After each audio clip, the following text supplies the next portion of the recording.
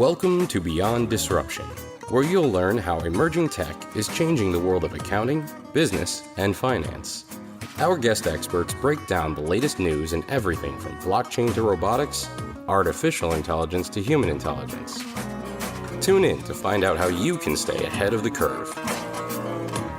Hello, this is the Go Beyond Disruption podcast, brought to you by the Association of International Certified Professional Accountants. I'm Kimberly McAdam. In this episode, From the Couch to the Corporation, Smarter Paths to Unlocking Transformation for Ourselves and Our Teams, we'll be talking about the psychotherapist's message of hope, forward progress, and goal setting for the individual, team, and company with our expert guest, Sarah Niblock. Sarah is the Chief Executive of the UK Council for Psychotherapy based in London.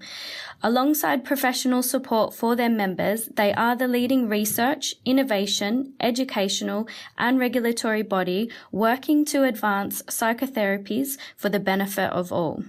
With a doctorate in psychoanalytical theory and popular culture, Sarah is the author of numerous books, chapters, and peer-reviewed articles on her research. She is also a journalist of 30 years standing. Thank you for joining us today on this podcast, Sarah. We're looking forward to sharing your experience and insights on our community. My pleasure. So, what have we left out? What else are you working on, and how does it connect with our topic today? Well, we know that continuous changes, both the economy, technology, and the whole speed of change mean that managers who lead modern organisations need to be engaged in a constant learning process. And I'm very, very interested in that as somebody with a psychotherapeutic background.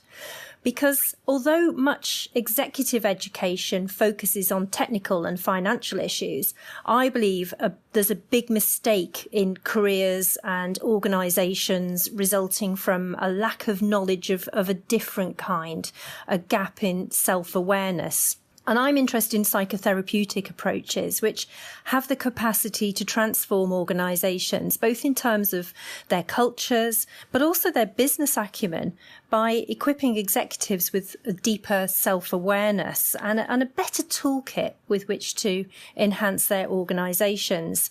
So my research and my interests are in how most common organisational issues perhaps could be solved if we had a better understanding of how individuals and groups operate and how those forces impact upon organisations. So I'd like to equip executives with a more psychotherapeutic framework to help them and their corporations more capably navigate this very dynamic situation we all find ourselves in. Yeah, very interesting. Given that Freud and his ilk were writing 100 years ago, how can they be relevant in today's corporate world? It's a very good question, because we are talking about theorists who were obviously writing and theorising in very, very different times. But their theories around the way that we develop, and that means how we learn through our lives, are actually quite relevant today and in the workplace as much as they are in our ordinary lives. Freud saw development as having a direction of its own, an energy of its own, that basically if the conditions were right for us, then we would just grow from being immature to mature through the course of our lives. And that should just happen spontaneously as long as there are no blocks. So our earlier experiences in life can be very important in impacting on how we are once we reach the workplace. And that's quite different from thinking as we tend to now, that you can teach people how to change their thoughts, change their beliefs and behaviours. So psychotherapy and psychotherapeutic thinking tells us about the kind of basic needs that people have in the workplace. We all have very deep and unconscious needs, and things like acceptance and approval. And we get very stressed by rejection and criticism. We want want a bit of status, power, control over our working lives. And we tend to get a bit stressed if that's taken away from us. And we also like some predictability and order. And these were things that Freud and his ilk all knew all of that time ago. So in work, we tend to call that getting along, getting ahead, making sense. But if we understand it more as a kind of understanding of those psychotherapeutic forces, then we can unleash something much more interesting and powerful in the workplace than we would if we just dealt with training. I think it's just worth noting that Myers-Briggs, which is used a lot to assess psychological profiles in the workplace, that's actually based very closely on a Jungian psychodynamic model. So there's no doubt that psychotherapists can help us to think and about those blind spots, those biases and shortcomings, and help us unlock those new perspectives and insights, which are brilliant if you want to make your workplace and your business idea flourish. Wonderful. It's amazing how much that work, 100 years ago, that's still quite relevant today, which is amazing. Disruption is a constant. Things have always been changing. In the context of the work you do, what was the last big disruption that you saw in the profession? What happened to those that didn't adapt, and how did it change the organizations you were working with, either for the better or the worse? In today's world of business, change is the only constant. So technology's obviously had a huge impact, on the finance profession, as much as it's having on even psychotherapy now. I mean, psychotherapy can be done remotely and online and via phones and text in all kinds of ways. But all of these changes come about so quickly and reinforce the old rule that we have to adapt, or we have to migrate, or we have to die. So all managers have to be constantly learning to remain credible and to keep up to speed. But all of this technology just creates this sense that we're constantly in flux, in some kind of chaos. And that view is to some extent supported by those, perhaps in the social sciences or business sciences, who argue that human nature is infinitely flexible and shifts with the times. That changes in cultural, economic, historical conditions that surround us change us, and we can adapt to that. And there is some truth in that. And this is a big, big reason for mental ill health, I would say. And certainly the statistics are borne out by significant loss in productivity in today's global economy due to people citing stress. Corporates have mistakenly assumed that humans, their workforce, can be shaped somehow to fit, that we're all malleable enough to withstand structures and processes that are there just to make financial sense, regardless of the wishes of employees. I think we're mistaken in believing that you can just fit a workforce around your business model. But this assumption of human malleability is very, very wrong. Okay. And do you think there's anything that hasn't changed or doesn't change? Well, I think, that just cuts to the point of why psychotherapeutic theory is actually relevant now, because psychotherapists would say that human nature has a stable core. Yes, we're adaptable. We've been around for hundreds of thousands of years, not least because we've got the capacity to modify our behaviours and adapt to others. But we're not infinitely adaptable. So what stays the same is that we need love, we need companionship, we need a sense of meaning and purpose in our lives, and a degree of control.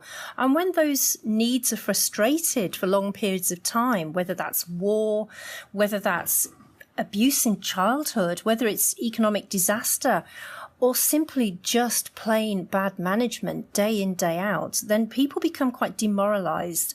They get depressed. They may even exhibit dysfunctional behaviours, particularly behaviours that are damaging to themselves or even to their relationships and their families.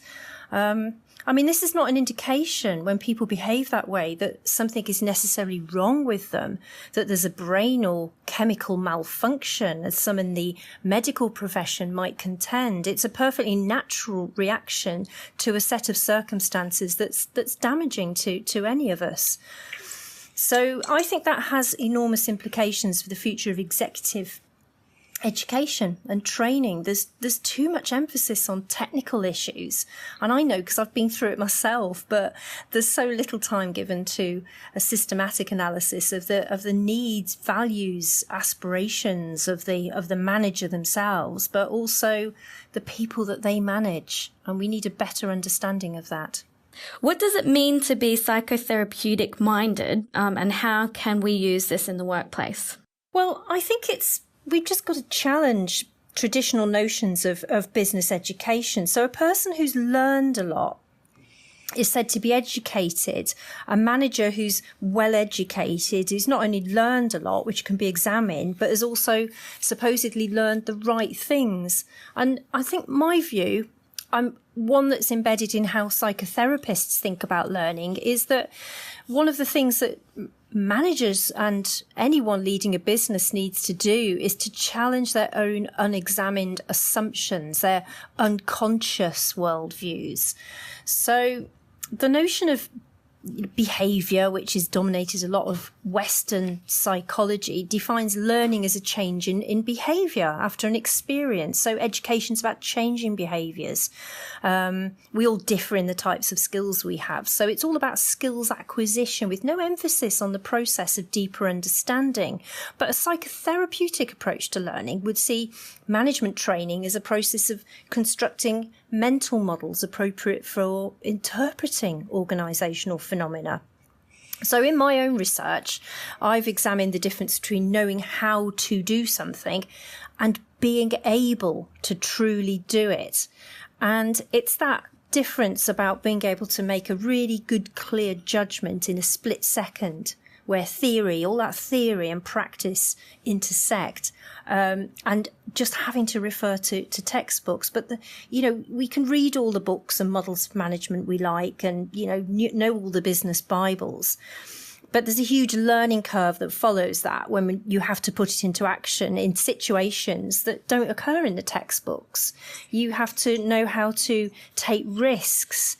And that's very difficult to do if all of the theories and models you've ingested aren't appropriate or complete. So by knowing yourself, by knowing your own capabilities, by knowing others, how other people like to work, you can take more risks and actually adapt to new situations with a lot more confidence.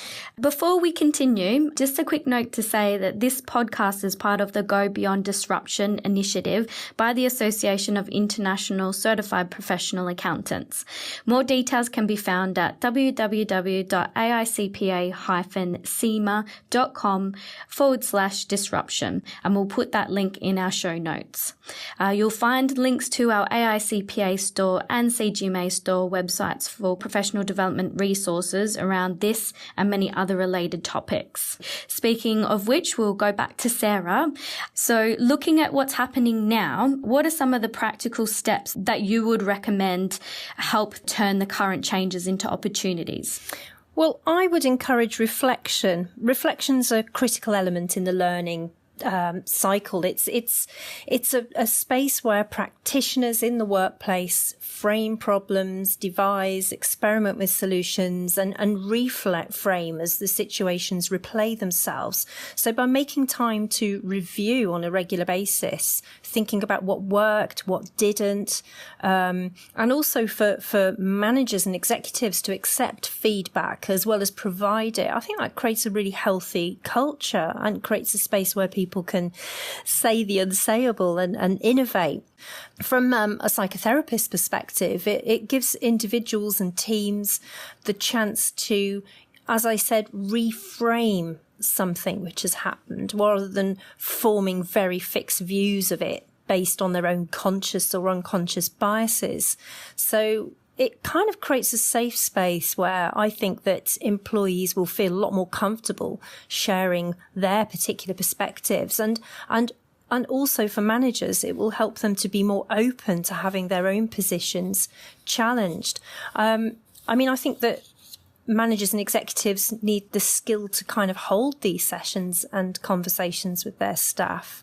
I think also just allowing any opportunities for feedback, whether it's pulse surveys or some other route. I think by creating and developing positive feelings amongst teams, it provides a real impetus to persist in quite challenging professional business situations.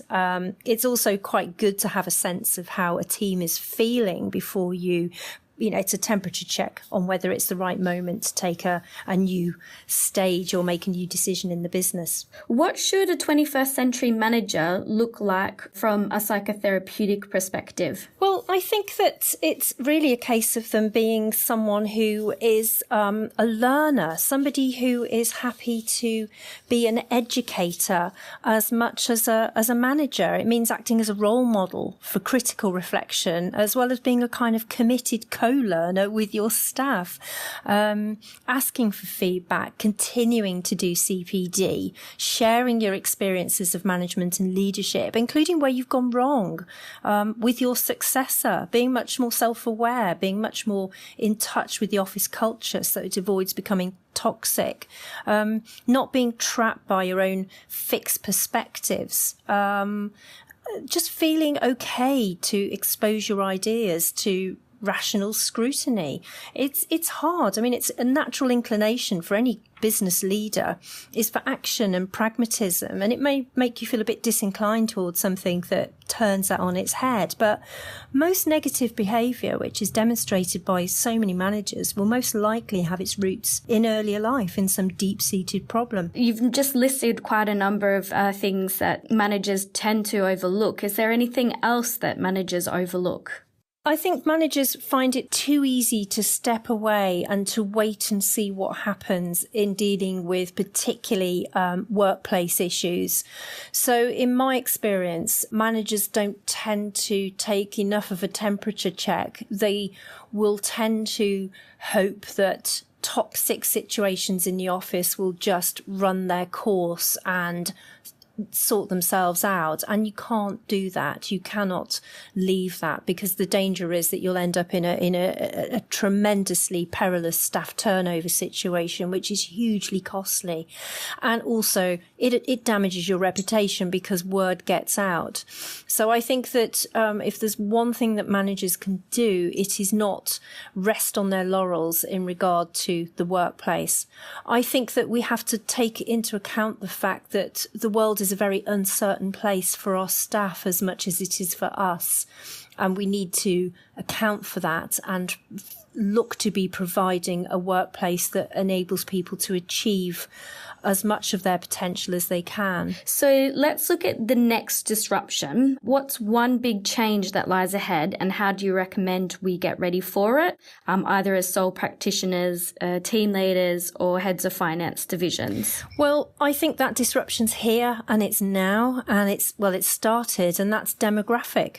We now live in times of acutely uncertain periods for millennials and so-called Generation Z population, the sort of younger generation in their 30s and below, who make up a massive part of the workforce.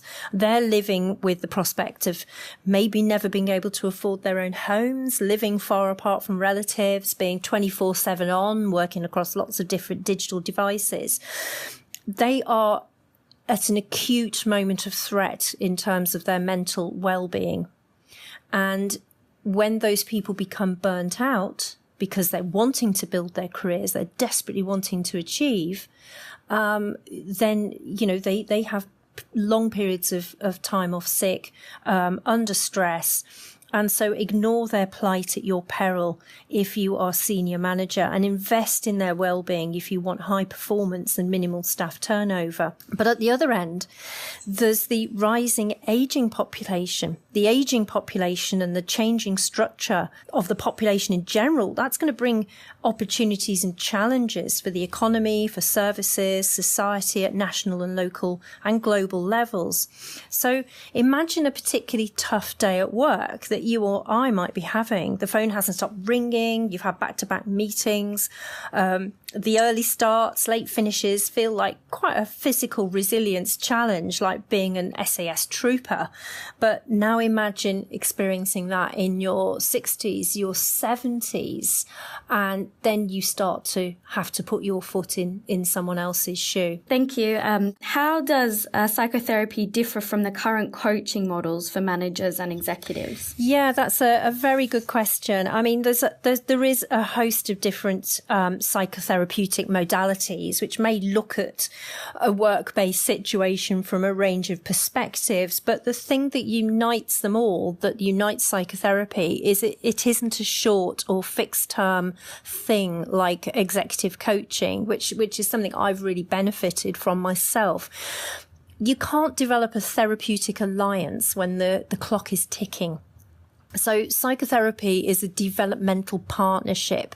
The dynamics are different to coaching, and it tends to exclude the manager from the contracting. Coaching tends to focus on a particular area. Often the goal is agreed with the manager of the person who is the coachee, whereas psychotherapy is less specific. It's more of a kind of journey.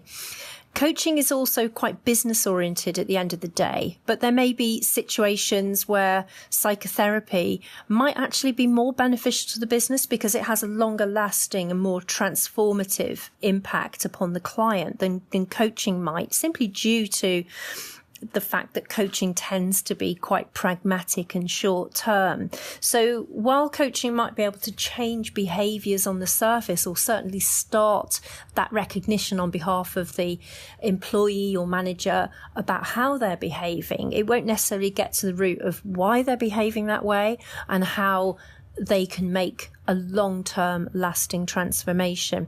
That's what a therapist can do, which is priceless in the context of corporates. It can raise a client's realization that the constructive solutions are already there within them, and just helps you find those ways to draw upon them at particular moments of need. Is there a message that you'd like to leave for accounting and finance professions that will help them go beyond disruption right now? Yes, of course. I mean, I would say that the golden rule is to invest in yourself so that you become really self-aware. And that way you'll gain a much richer skill set for success in challenging times. Absolutely. For anyone that wants to know more about the topic and about your work in particular, where would you recommend they look? I would take a look at psychotherapy.org.uk, where you can find lots of resources about what psychotherapy is. You can learn about the fact it isn't just for individuals, it's for couples, it's for teams, it's for all kinds of groups. And we also have a register there where you can find out a bit more about the different types of therapy that's out there. But I would say look for, wherever you are in the world, look for an accredited register.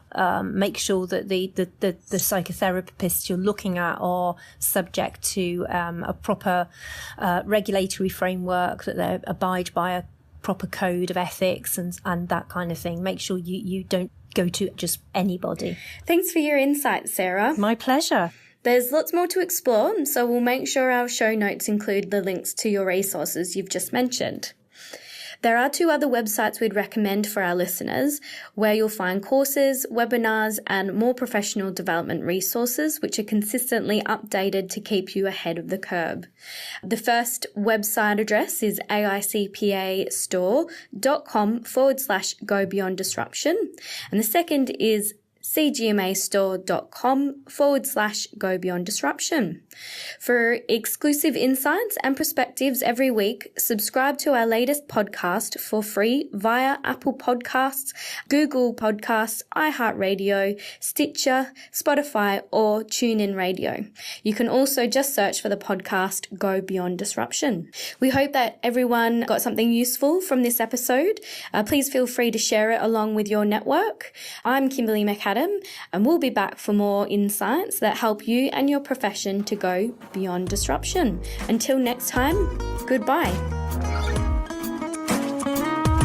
Thanks for listening to this episode of Beyond Disruption, brought to you by the Association of International Certified Professional Accountants. Learn more about today's topic at aicpa-cima.com/disruption. This podcast is designed to provide illustrative information with respect to the subject matter covered and does not represent an official opinion or position of the AICPA or AICPA.org.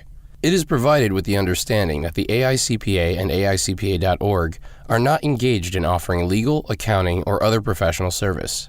If such advice or expert assistance is required, the services of a competent professional person should be sought. The AICPA and AICPA.org make no representations, warranties, or guarantees as to, and assume no responsibility for, the content or application of the material contained herein, and especially disclaim all liability for any damages arising out of the use of, reference to, or reliance on such material.